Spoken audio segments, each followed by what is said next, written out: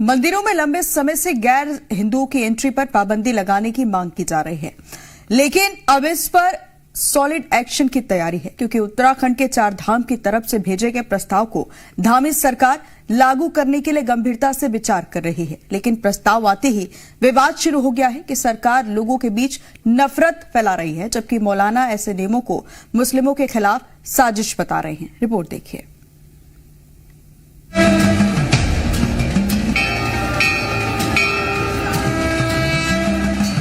उत्तराखंड के चार धाम बद्रीनाथ, केदारनाथ, गंगोत्री और यमुनोत्री समेत 50 मंदिरों में बहुत ही जल्द गैर हिंदुओं की एंट्री पर बैन लगाने की तैयारी चल रही है।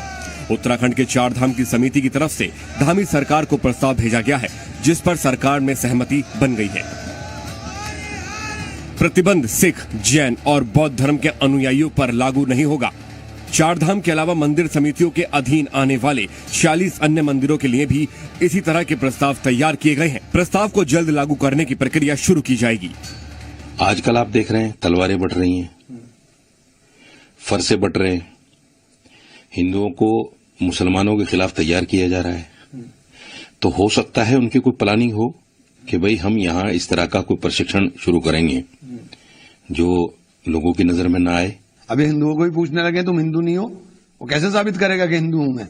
ये बड़ा अजीब सवाल है ना, कि वहां भी ये कर देंगे कि मैं हिंदू हूं, ये साबित करो। तो हर चीज के लिए तो साबित करना हो गया ना।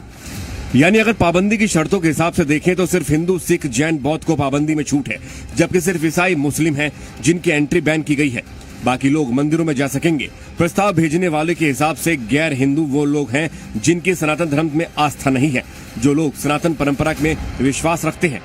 मुझे लगता है कि किसी को पहली बात तो आपत्ति करनी नहीं चाहिए, क्योंकि हर जगह के अपने एक नियम होते हैं, रूल्स होते हैं। तो वैसे भी वहाँ मैं समझता हूँ कि मुस्लिम्स का गंगोत्री पे कोई काम है भी नहीं, और अगर इससे वहां जाने से अगर कोई मुस्लिम जाता है और वहां जाने के बाद अगर कोई झगड़ा फसाद भी होता है तो उससे नुकसान होगा। फिलहाल प्रस्ताव ही आया है, लेकिन विवाद शुरू हो गया है। विपक्ष सरकार की मंशा पर सवाल उठा रहा है, जबकि सरकार ने प्रस्ताव पर सहमति देने के साथ ही ऐसे मामलों में पुराने कानूनों का अध्ययन भी किया जा रहा है। साथ ही पुरोहितों और साधु संतों की सलाह के बाद ही जल्दी इस प्रस्ताव पर मुहर लग सकती है। Bureau report.